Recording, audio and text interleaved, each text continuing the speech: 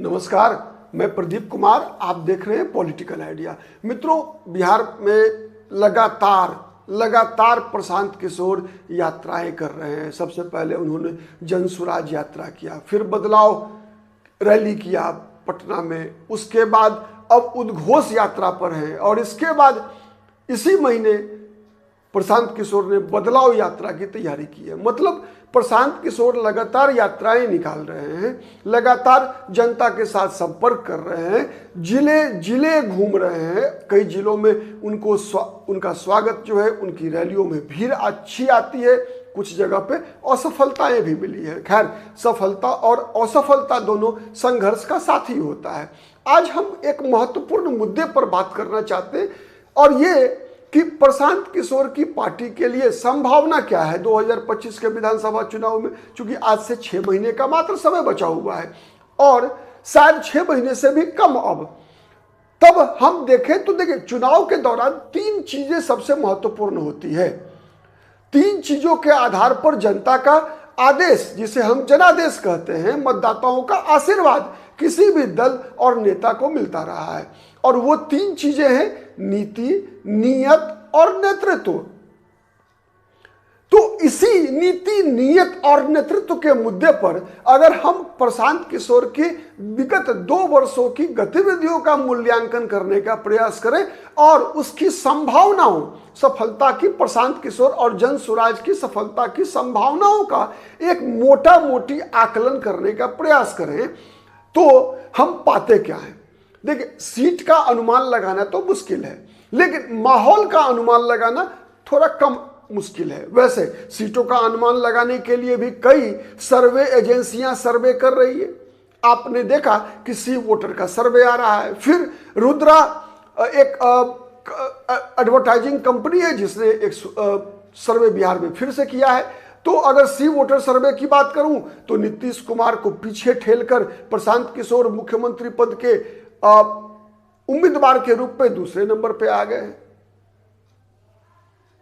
लेकिन वही रुद्रा की बात करें तो प्रशांत किशोर तीसरे नंबर पे आते हैं, चौथे नंबर पे आते हैं। उनमें उनको चौथा नंबर मिला है कब? रुद्रा के सर्वे में मिला है 35%। सबसे पहले तेजस्वी यादव को 25%, नीतीश कुमार को 16%, चिराग पासवान को, और उसके बाद प्रशांत किशोर का नंबर है। तो सर्वे एजेंसियां सीटों का और वोट परसेंटेज का अनुमान लगाती हैं, लेकिन माहौल की बात अगर करें तो इन 3 मुद्दों पे हम परख सकते हैं, परखने का प्रयास कर सकते हैं। तो पहला है नीति। नीति के आधार पर प्रशांत किशोर ने जितनी बातें जनता के समक्ष रखी है, मेरा मानना ऐसा है कि वो सब चीजें जनता के बीच वास्तविक मुद्दे हैं। ये मुद्दे जनता तक प्रशांत किशोर के मुद्दे पहुंचे हैं। कैसे? प्रशांत किशोर बात करते हैं पलायन की, बिहार की जनता पीड़ित है। प्रशांत किशोर जब पलायन की बात करते हैं तो लोगों को लगता है कि हम, मेरी बात हो रही है। प्रशांत किशोर जब रोजगार की बात करते हैं तो बिहार की समस्या है, रोजगार के कारण ही सबसे अधिक पलायन है बिहार में। बिहार के लोग दुनिया के हर हिस्से में मिलेंगे, लेकिन किसी भी अन्य जगह के लोगों को आप बिहार में नहीं देखेंगे। तो बिहार रोजगार, पलायन, जिसको हम कहते हैं निगेटिव विकास भी ऋणात्मक है। यहां दिन पर दिन हम जब अन्य राज्यों से तुलना करते हैं बिहार की, तो बिहार पीछे जा रहा है, बिहार आगे नहीं जा रहा है। हाँ, नीतीश कुमार इसलिए खुश हो लेते हैं, अपनी सुशासन बाबू का तमगा उनके पास है, क्योंकि उनकी तुलना होती है राबड़ी देवी की सरकार से, उनकी तुलना होती है लालू यादव की सरकार से।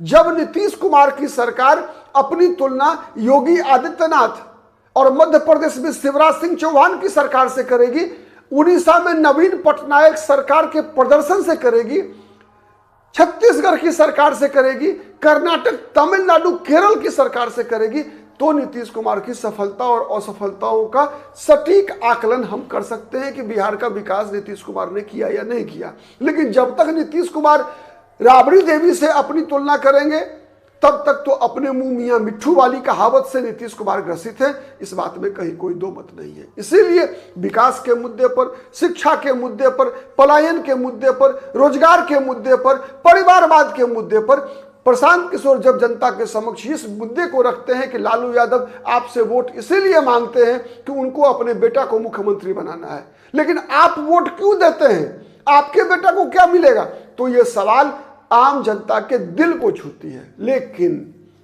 नीति के आधार पर सफिशिएंट है, उनके कार्यक्रम, उनके मुद्दे जनता को आकर्षित करने के लिए जनता को आकर्षित कर भी रहा है। लेकिन इसके साथ दो और विषय होता है, एक होता है नियत का और तीसरा होता है नेतृत्व का। तो हम पहले नियत की बात करते हैं, फिर नेतृत्व की बात करेंगे। नियत देखिए, नियत में दिक्कत कहां हो रही है कि जिन साधनों के आधार पर, मेरा जो व्यक्तिगत आकलन है, जिन साधनों के आधार पर सफलता की अपेक्षा प्रशांत किशोर कर रहे हैं वो साधन पवित्र नहीं है, अपवित्र है। कई ऐसे लोगों को प्रशांत किशोर ने अपनी पार्टी में जोड़ लिया है या जोड़ने की इच्छा रखते हैं,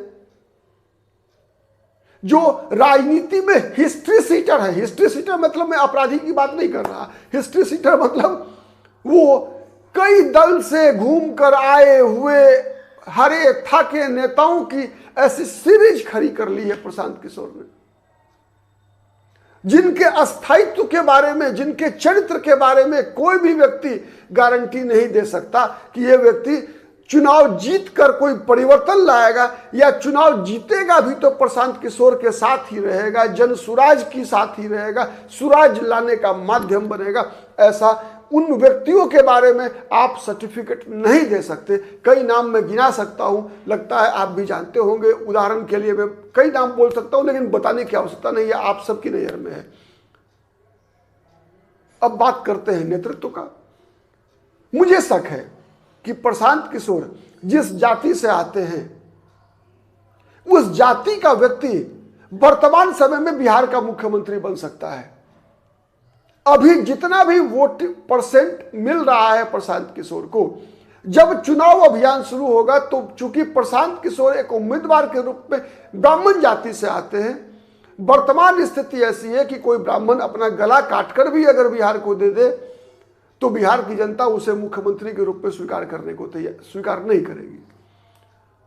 उल्टा ब्राह्मण को आगे करने के कारण उसके अन्य वोटर्स भी उनको छोड़कर चले जाएंगे, चाहे वो ब्राह्मण कितना ही पवित्र क्यों ना हो, उसकी नीयत कितनी भी अच्छी क्यों नहीं हो, उसके पास कितनी बेहतर नीति क्यों नहीं हो। लेकिन जिस प्रकार का चूंकि समाज के अंदर जो माहौल बनाया गया है, जिस प्रकार का, उस माहौल में इस बात की संभावना नहीं के बराबर है। ये जिसे हम कहते हैं ना इतिहास में ट्रांजिशन पीरियड, जब परिवर्तनकारी समय है, इस समय में कई बार ऐसा होता है जब समाज को सही बातें, सच्ची बातें समझ में नहीं आती। खैर ऐसा कई बार आता है, फिर परिवर्तन होता है, सकारात्मक परिवर्तन भी होगा समाज के अंदर, चिंतित होने की आवश्यकता नहीं है। समाज ऐसे ही परिवर्तनों से गुजरा है।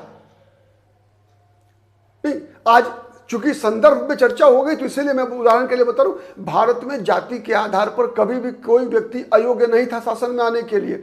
कई ऐसे पिछड़ी दलित जातियों के से आए हुए व्यक्तियों ने इस देश पे राज किया है। लेकिन खैर जो विभाजनकारी शक्तियां हैं उनको ये बात समझ में नहीं आएगी, और अभी आम जनता को समझाने का उचित समय नहीं है। इसीलिए प्रशांत किशोर के मुख्यमंत्री पद के उम्मीदवार के रूप में जनता के समक्ष जाने में यह खतरा बना रहेगा कि अगर जनता उनकी नीति पर भी भरोसा कर ले, उनकी नीयत पे भी भरोसा कर ले, लेकिन उनका नेतृत्व स्वीकार नहीं करेगी। प्रशांत किशोर को ऐसा कोई चेहरा चाहिए, वो चेहरा जो दलित, अति पिछड़ा समाज से हो, जिसके इर्द गिर्द, जिसके पास व्यक्तित्व भी हो, जिसके साथ ये जो नीति और नीयत भी जुड़ी हुई हो। वो चेहरा निश्चित रूप से कोई हिस्ट्री सीटर पॉलिटिशियन नहीं हो सकता, कोई देवेंद्र यादव और ये जो बेलागंज से लड़ने वाला मोहम्मद अमजद जैसा चेहरा नहीं हो सकता। ये चेहरा कोई उज्जवल छवि का ही नेता हो सकता है। कौन होगा, ये ढूंढने की जिम्मेवारी प्रशांत किशोर की है। आज के लिए इतना ही।